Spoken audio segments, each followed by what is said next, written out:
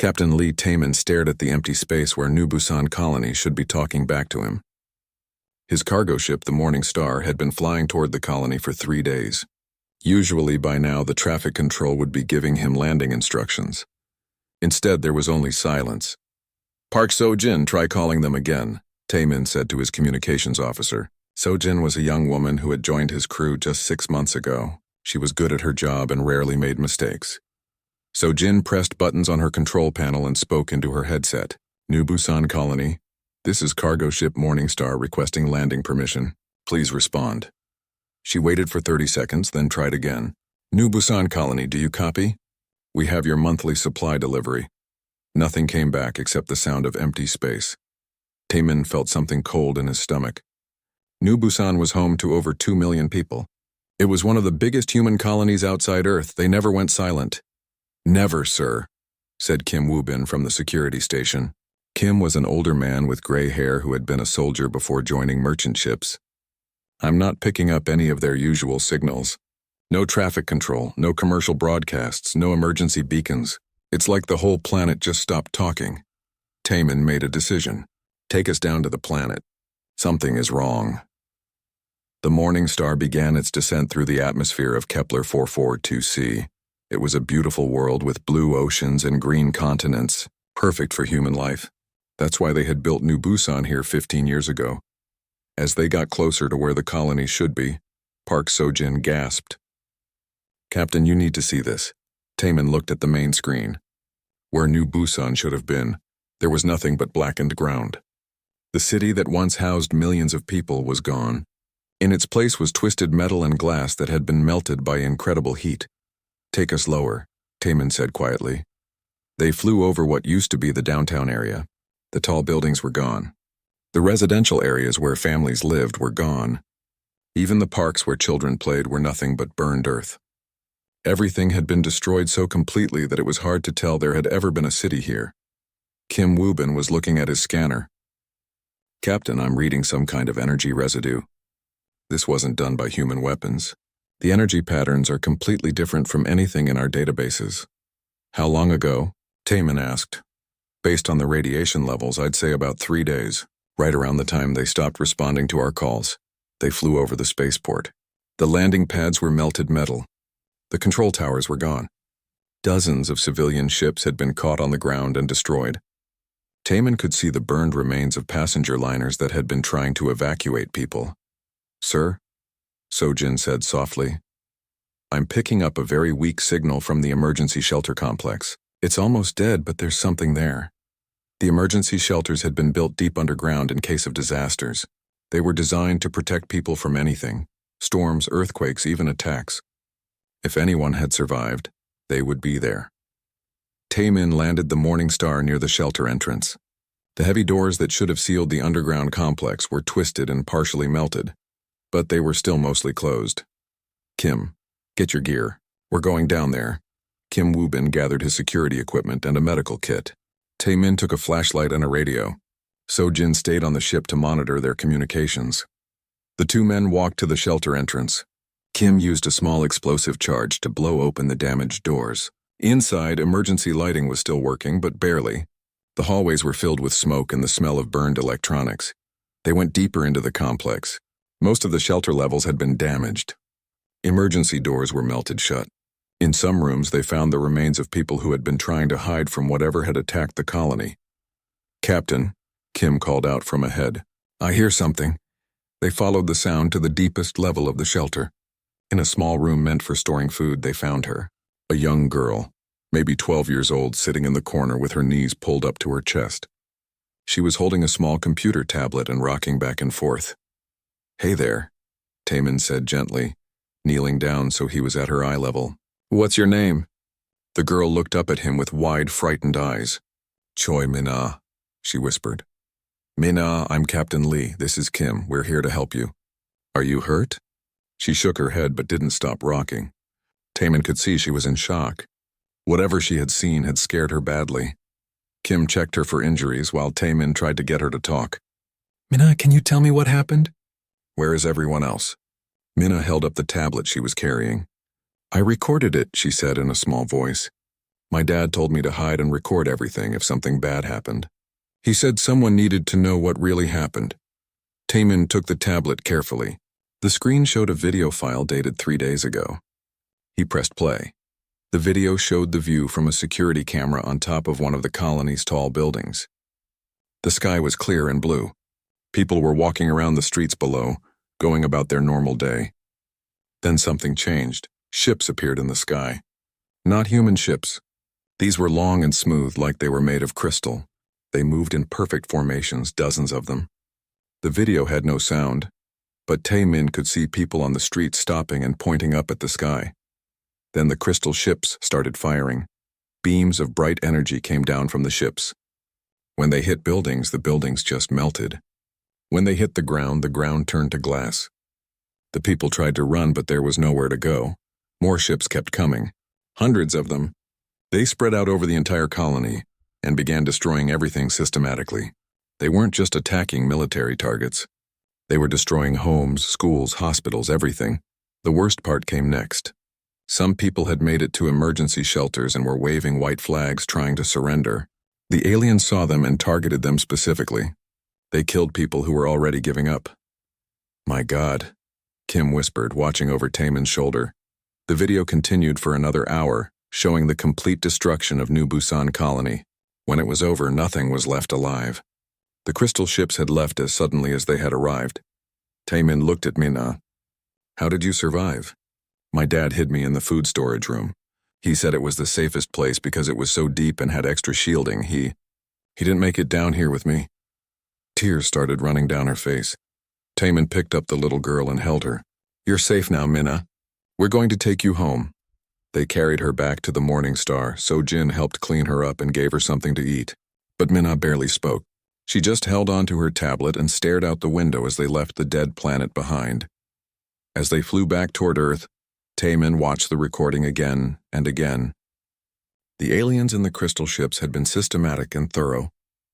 They had wanted to kill every human on the planet, and they had succeeded. Except for one little girl who had been brave enough to record their crime. "Captain," So-jin said, "what do we do now?" Taemin looked at the computer displaying the energy signatures that Kim had recorded. These aliens, whoever they were, had just committed the worst act of genocide in human history. 2.5 million innocent people were dead. "Now we make sure the whole galaxy knows what happened here," he said. "And we make sure these monsters pay for what they've done."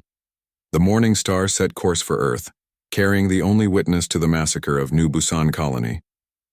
Admiral Yoon Dong-hyuk had seen many terrible things in his 40 years of military service. Wars between planets, pirate attacks, and natural disasters that killed thousands. But nothing had prepared him for the video that Captain Lee Taemin had brought back from New Busan. He watched the recording for the 5th time in his office on Earth's main naval base. Each time he saw those crystal ships systematically murdering civilians, his anger grew stronger. These weren't soldiers fighting soldiers. This was pure murder of innocent people. "Sir," said his aide, Lieutenant Park Min-soo, "Ambassador Han Soo-yeon is here to see you." Ambassador Han entered the office. She was a smart woman who had spent 15 years representing humanity in the Galactic Council. She had seen the video too, and her face was grim. "Admiral, I've requested an emergency session of the Galactic Council," she said. "They've agreed to hear our case tomorrow. Are you ready to present the evidence?" Yoon nodded. "Dr. Jang Ki-tae from the Xenobiology Department has finished analyzing the energy signatures. We know who did this." Dr. Jang was a thin man with thick glasses who studied alien technology. He had been working non-stop since the Morning Star returned 3 days ago. "The energy patterns match known Vex-High weapons," Dr. Jang explained. "The Vex-High Empire is an old and powerful civilization from the Andromeda sector. They've been spacefaring for over 10,000 years. According to our records, they consider themselves superior to all younger species." Ambassador Han frowned. "I've dealt with them before in council sessions. They're arrogant and believe they have the right to take whatever they want. But genocide? That's extreme even for them." "The evidence is clear," Admiral Yoon said. "Those were Vex-High ships using Vex-High weapons conducting a Vex-High military operation. They murdered 2.3 million innocent people. The Galactic Council has to act." The next day, they traveled to Nexus Prime, the massive space station where the Galactic Council met. Representatives from hundreds of alien species gathered in the Great Assembly Hall. Humanity had only been a member of the Council for 50 years, making them one of the newest species in galactic politics. Ambassador Han stood at the speaking platform while Admiral Yoon and Dr. Zhang sat nearby. In the audience, she could see the Vexi delegation. They were tall, insect-like creatures with translucent shells and multiple arms. Their leader, Ambassador Kethmol, sat perfectly still, showing no emotion. Honored council members, Han began. 3 days ago, humanity suffered the worst attack in our history. The colony of New Busan, home to 2.3 million civilians, was completely destroyed by Vexi forces. She activated the main display screen and showed the video from Mina's tablet. The assembly hall became very quiet as the aliens watched the systematic destruction of the human colony. Some council members looked shocked. Others seemed bored. When the video ended, Han continued. This was not a military engagement. This was genocide. Civilians who tried to surrender were deliberately targeted and killed. We demand justice for this unprovoked attack. Council Speaker Threndal, an ancient creature that looked like a living tree, gestured for the Vexi ambassador to respond. Kethmol stood up slowly. When he spoke, his voice was like metal scraping against stone. The humans speak of genocide, but they ignore the truth. The planet they call Kepler 442c has been claimed by the Vexi Empire for 3,000 years. These humans built their colony in our territory without permission. That's a lie. Admiral Yoon stood up. We checked all territorial claims before establishing the colony. That system was listed as unclaimed space. Kethmol's insect eyes focused on the Admiral. Your species has been in space for barely 200 years.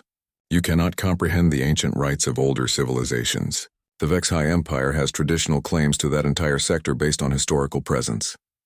Han tried to stay calm. Even if there was a territorial dispute, which we deny, that doesn't justify mass murder.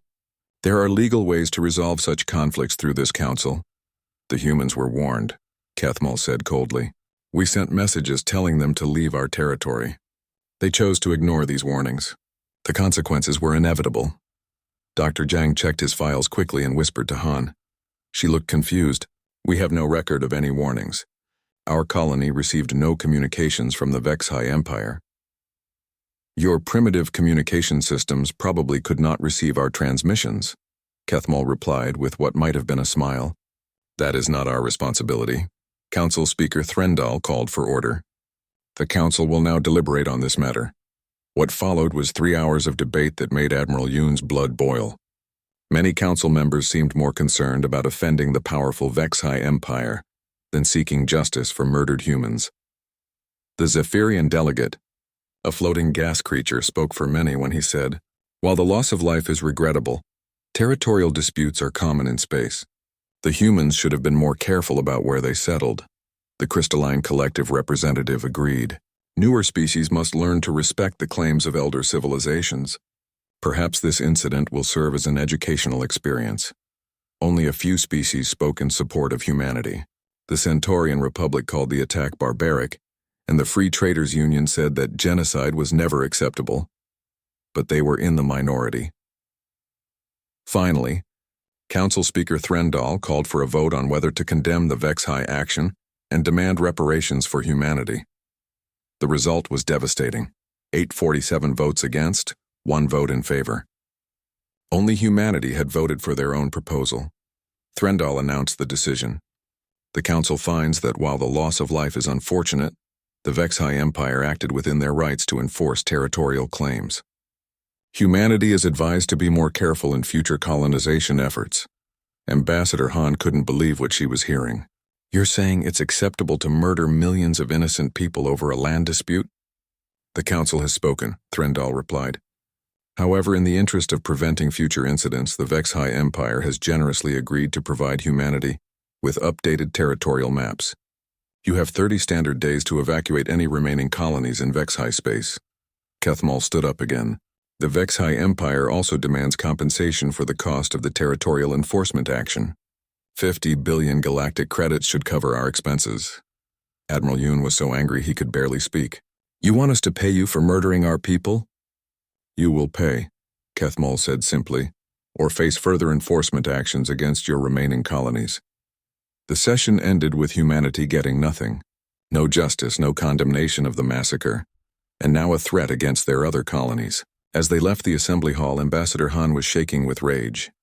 40 years I've been trying to build relationships in this council, she said. I thought we were making progress. I thought these species cared about right and wrong. Admiral Yoon put a hand on her shoulder. They only care about power.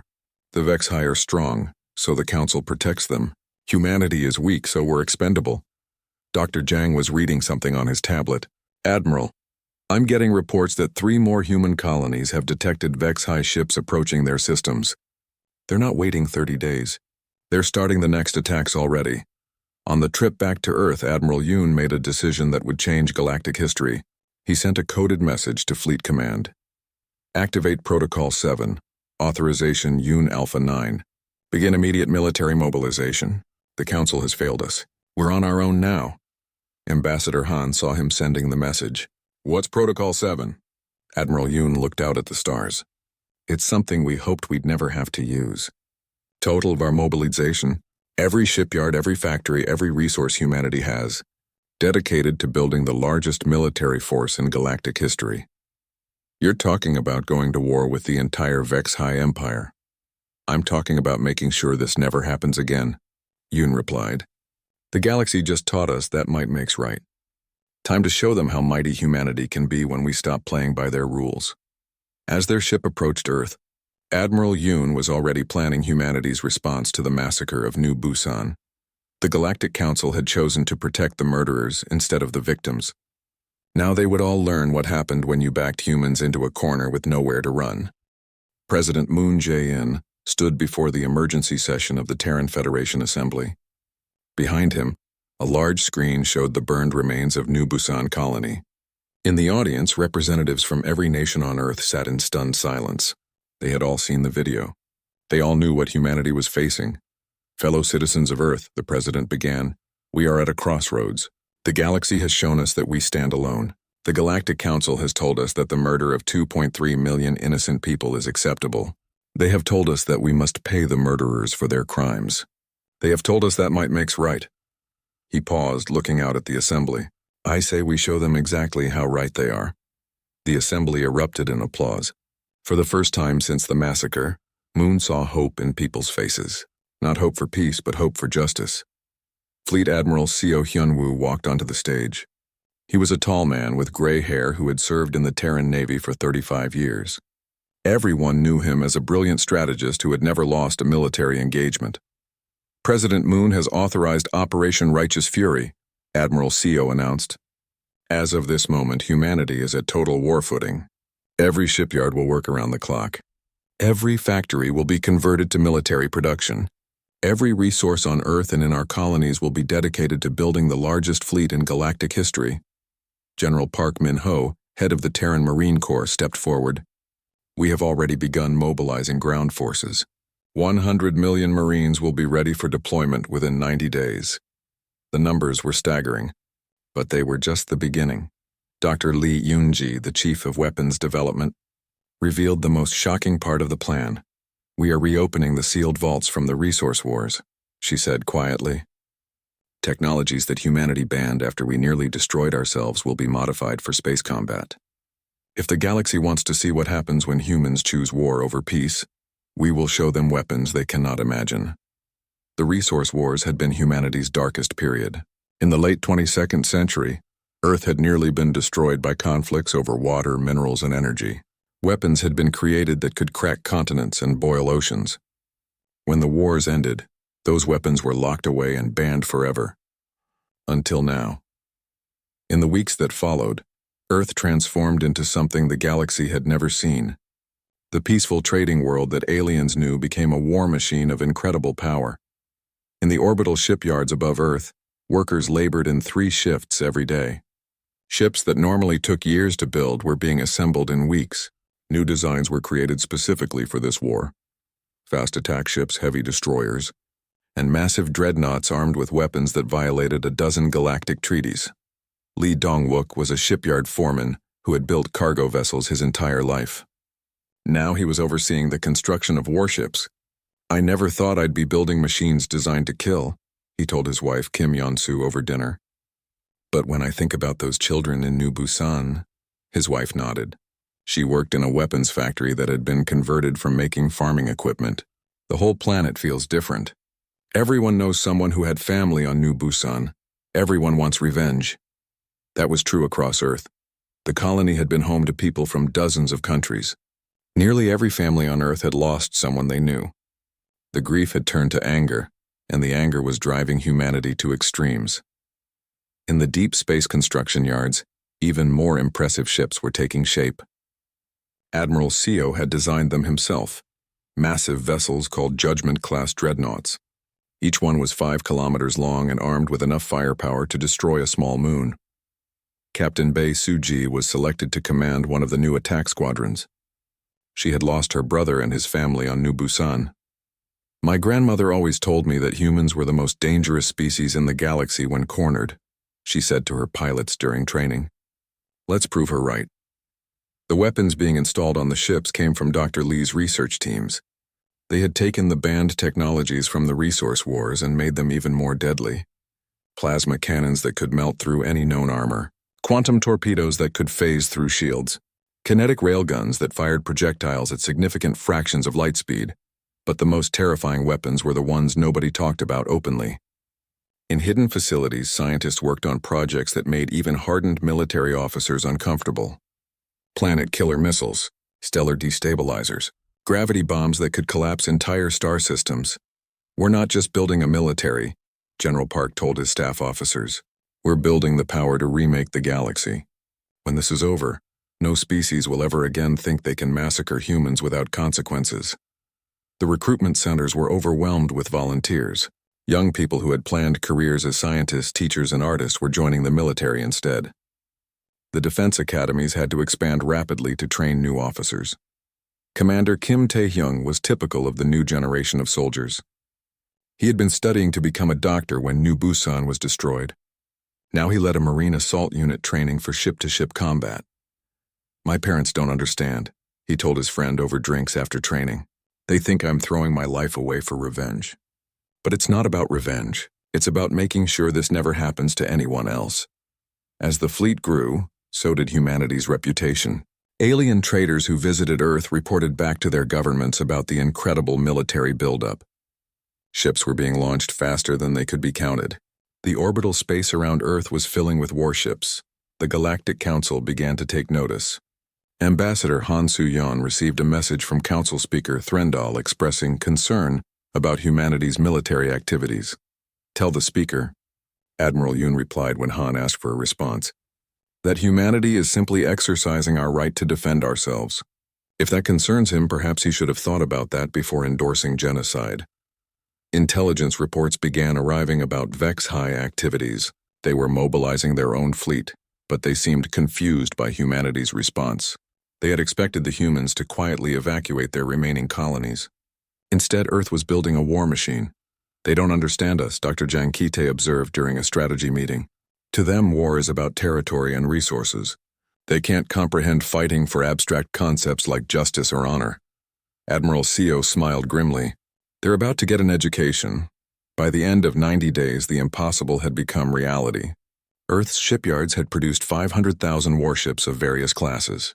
Support vessels, medical ships, supply lines, and troop transports brought the total fleet to over 800,000 ships. It was the largest military force ever assembled in galactic history. The final fleet review took place in Earth orbit. President Moon, Admiral Seo, and other leaders watched from the command ship as hundreds of thousands of vessels arranged themselves in perfect formation. The sight was overwhelming.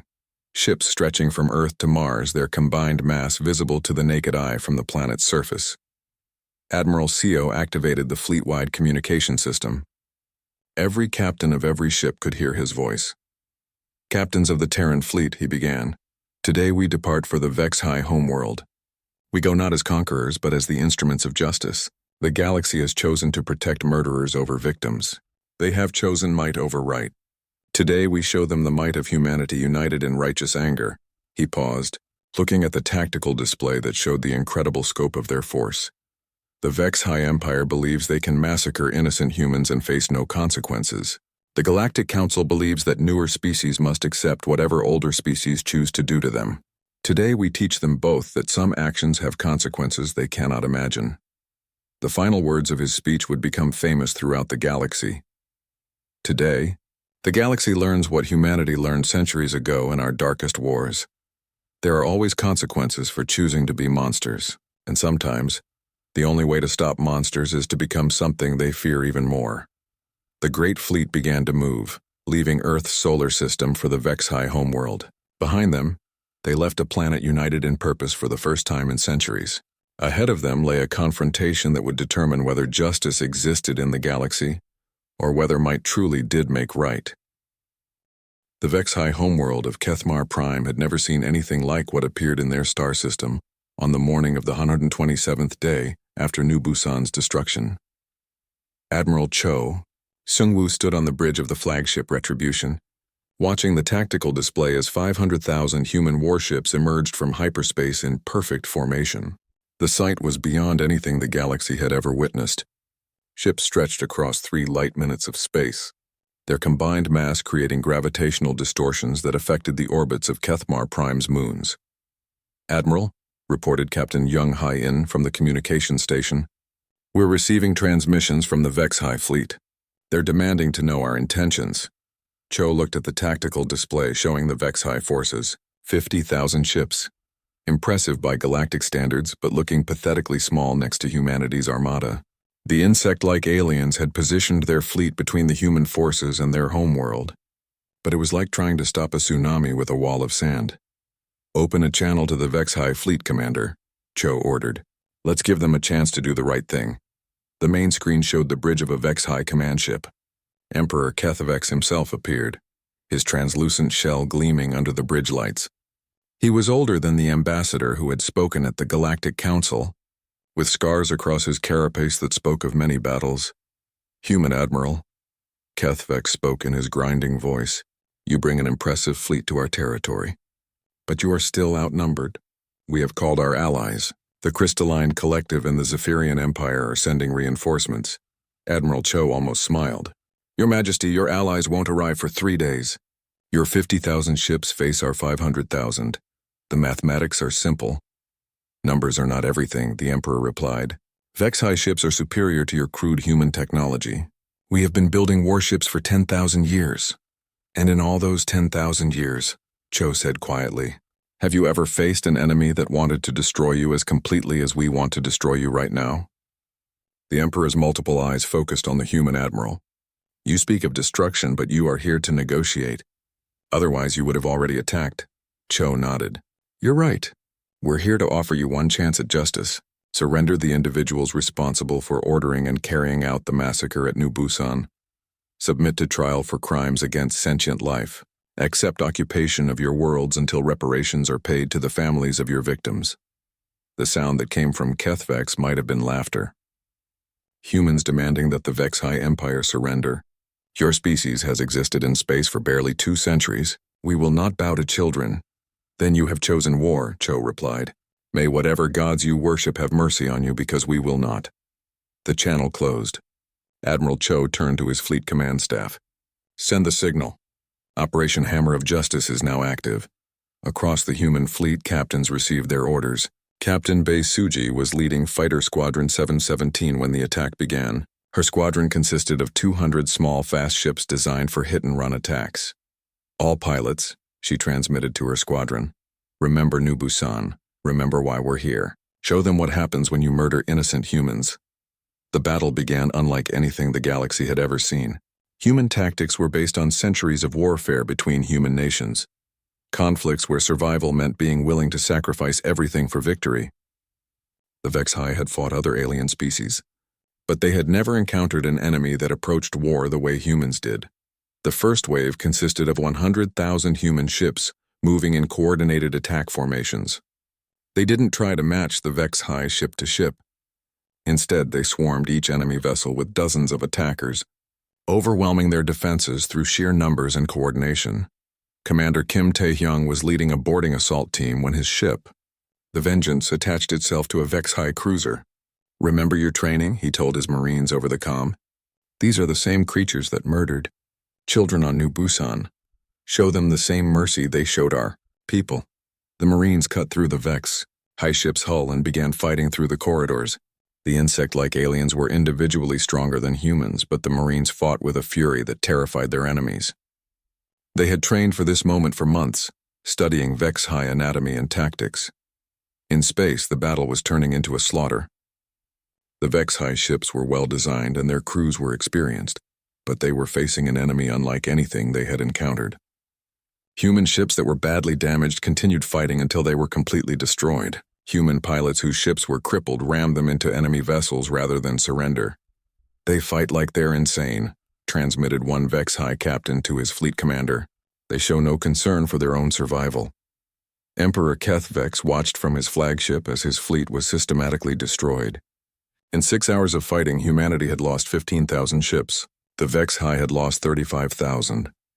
At this rate, his entire fleet would be gone within the day.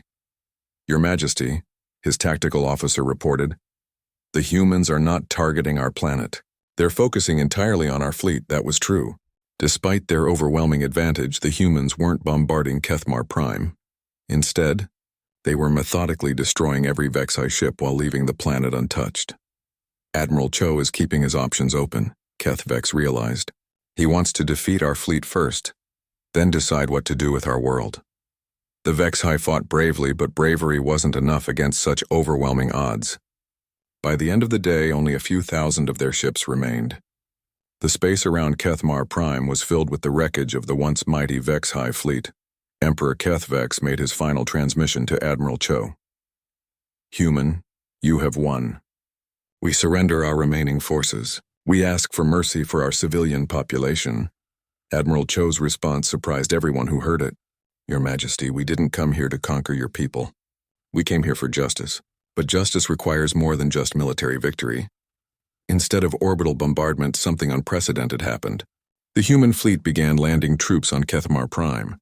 Millions of Terran Marines, led by officers like Commander Kim, began a systematic occupation of every Vex high world. But this wasn't the brutal occupation that many expected. The humans came with detailed plans for maintaining order, providing medical care, and protecting civilians. They had studied the Vex high society and understood how to govern it effectively. General Park Min-ho established his headquarters in the Vex high capital city. His first order was to protect the civilian population from any acts of revenge by human forces. "I know many of you want payback for New Busan," he told his officers. "But we're not here to become monsters ourselves. We're here to show the galaxy that there's a difference between justice and revenge." The occupation was swift and efficient. Within 48 hours, every major Vex high city was under human control. The Vex high military had been completely destroyed, but their civilians were unharmed. Emperor Keth Vex was brought before Admiral Cho in chains. The old warrior looked defeated, his scarred shell dulled with exhaustion.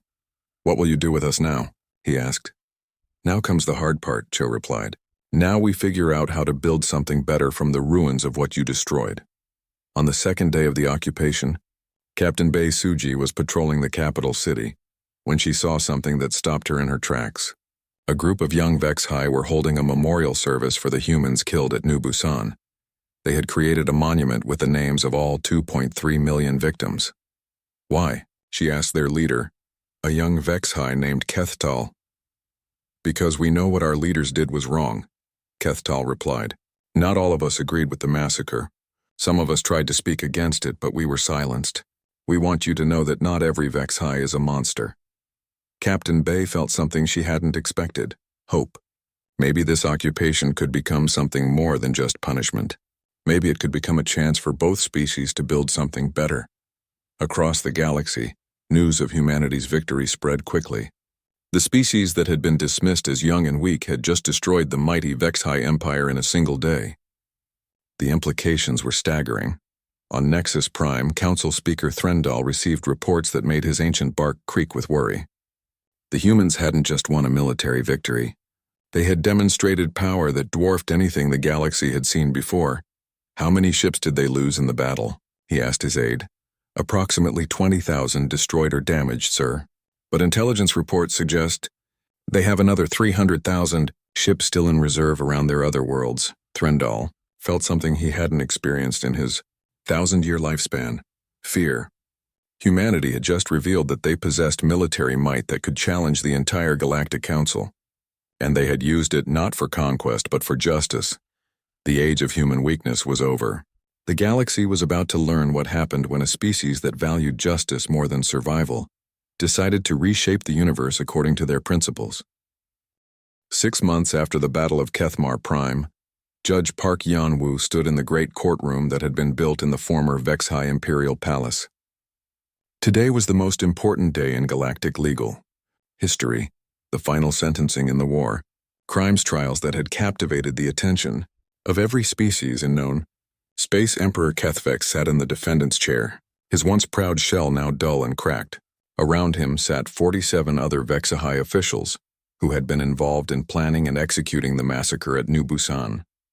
For 6 months, they had faced testimony from survivors, military experts, and historians who had documented every detail of their crimes. The court has reviewed all evidence, Judge Park announced. We have heard testimony from the sole survivor of New Busan colony, witness accounts from the discovery team, and scientific analysis of the attack. We have also heard from HFY citizens who opposed the massacre but were silenced by their government. In the gallery, Choi Minna sat with Captain Lee Taemin and the crew of the Morning Star. The little girl who had survived the massacre was now 13, and her testimony 3 months ago had moved the entire galaxy to tears. She had looked directly at Emperor Kethvex and asked a simple question: "Why did you kill my family?" The Emperor had no answer. This court finds all defendants guilty of genocide, crimes against sentient life, and violations of the fundamental laws of civilization, Judge Park continued. However, in recognition of the testimony from HFY citizens who opposed these actions, this court sentences the defendants to life imprisonment rather than execution. They will spend their remaining years working to rebuild what they destroyed. The reaction in the courtroom was mixed. Some wanted harsher punishment, but Judge Park's decision reflected humanity's commitment to justice over revenge. Outside the courthouse, Ambassador Han Soo-yeon was meeting with delegates from across the galaxy. The Galactic Council had requested an emergency session to address humanity's new position of power, and representatives from hundreds of species had come to Kethmar Prime to negotiate. "Ambassador," said Delegate Zorthak from the Crystalline Collective, "our species wishes to formally apologize for our position during the New Busan crisis. We were wrong to support the HFY actions. Similar apologies had been coming for months. Species that had dismissed humanity as weak now competed to gain favor with Earth. The balance of power in the galaxy had shifted completely. President Moon Jae-in arrived for the negotiations along with Admiral Yoon Dong-hyuk and Fleet Admiral Seo Hyun-woo. The human delegation was small but represented the most powerful military force in galactic history. "President Moon," said Council Speaker Threndall nervously, "the Council is prepared to offer humanity a permanent seat on the ruling committee and full territorial recognition for all your colonies." President Moon looked at the assembled delegates. "That's not enough. The system that allowed the New Busan massacre to happen is broken. We're not here to take our place in a corrupt order. We're here to build a better one." The negotiations took place in the same hall where Emperor Kethvex had once held court. The symbolism was deliberate. The old order of might makes right was ending and something new was beginning. Admiral Seo presented humanity's demands. First, the Galactic Council will adopt the Terran Charter of Sentient Rights. This document establishes that the protection of innocent life supersedes all territorial, economic, or political claims. The charter was radical by galactic standards. It declared that any attack on civilians was a crime against all civilized species, regardless of political disputes. It established courts to try such crimes and authorized military intervention to stop them. Second, Admiral Seo continued, humanity will establish permanent peacekeeping forces in every sector. These forces will have the authority to intervene in any situation involving threats to innocent life. Delegate Mordain from the Zephyrian Empire objected, "You're talking about human military forces stationed throughout our territories. That's not peacekeeping. That's occupation." President Moon stood up. 6 months ago, this council told us that the massacre of 2.3 million innocent people was acceptable. You proved that the current system cannot protect the innocent, so we will. And if we refuse? Asked another delegate. Admiral Yoon answered quietly. Then you'll explain your refusal to the 500,000 ships of the Terran fleet currently orbiting your homeworlds. The threat was not empty. Following the victory at Kethmar Prime, humanity had deployed peacekeeping fleets throughout the galaxy. Every major star system now had human ships monitoring for threats to civilian populations.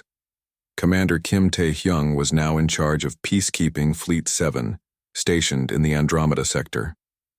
His ships had already intervened in 3 conflicts, protecting refugee ships and preventing attacks on civilian targets. The galaxy is changing, he told his officers during a briefing. For the first time in galactic history, bullies have to worry about consequences. The negotiations continued for weeks. Some species tried to resist humanity's demands, but the logic was overwhelming. Earth controlled the largest military force in known space and had proven willing to use it for justice, rather than conquest. Opposition was futile. The breakthrough came when young Choi Mina addressed the assembled delegates. Now 13, she had become a symbol of humanity's determination to protect the innocent. I lost my family because powerful people thought they could hurt the weak without consequences, she said in her clear voice. You all watched it happen and did nothing. Now humanity is strong enough to make sure it never happens again. She looked directly at the alien delegates. You have a choice. You can help us build a galaxy where children don't have to hide in bunkers while their families are murdered, or you can explain to your own children why you chose to protect bullies instead of innocents. The vote was unanimous. The Galactic Charter of Sentient Rights was adopted by acclamation. A year after the massacre at New Busan, Choi Mina stood on the observation deck of the memorial station that had been built at the site of the destroyed colony. The planet had been rebuilt as a living monument to the victims, with gardens and museums dedicated to peace and justice. Captain Lee Taemin stood beside her, now promoted to admiral and in command of the memorial station. How do you feel about everything that's happened? He asked. Mina thought about the question. My family is still gone. Nothing can bring them back. But maybe their deaths meant something if other families never have to go through what I went through. Below them, representatives from dozens of species were attending the dedication ceremony for the new Busan Memorial. The monument bore the names of all 2.3 million victims and a simple inscription. Never again will the strong prey upon the innocent while others look away. President Moon gave the dedication speech. The galaxy learned a hard lesson here. Evil triumphs when good people do nothing. Today we pledge that good people will never again stand by while innocents suffer. In orbit above the memorial world, a single human peacekeeping ship maintained its eternal watch. Similar ships now patrolled every corner of known space carrying a simple message. The age of consequence-free brutality was over. The memorial ceremony concluded with a moment of silence for the victims. As delegates from across the galaxy bowed their heads, a new era of galactic civilization continued to take shape. It was an era built on the graves of the innocent, enforced by the determination of those who remembered them, and guaranteed by the most powerful fleet in galactic history. The galaxy had learned what humanity already knew, that civilization was not a natural state, but something that had to be actively protected, and for the first time in galactic history, there was a species strong enough and committed enough to do that protecting. In the words that were carved above the entrance to every human peacekeeping base throughout the galaxy, we remember New Busan. We remember why we fight. We remember that the only thing necessary for the triumph of evil is for good people to do nothing. The age of human guardianship had begun, built on the ashes of a colony that had died so that millions of others might live in safety. It was a heavy responsibility, but one that humanity had proven willing to bear. The galaxy was finally at peace, protected by warriors who understood that true strength came not from the ability to destroy, but from the determination to protect those who could not protect themselves.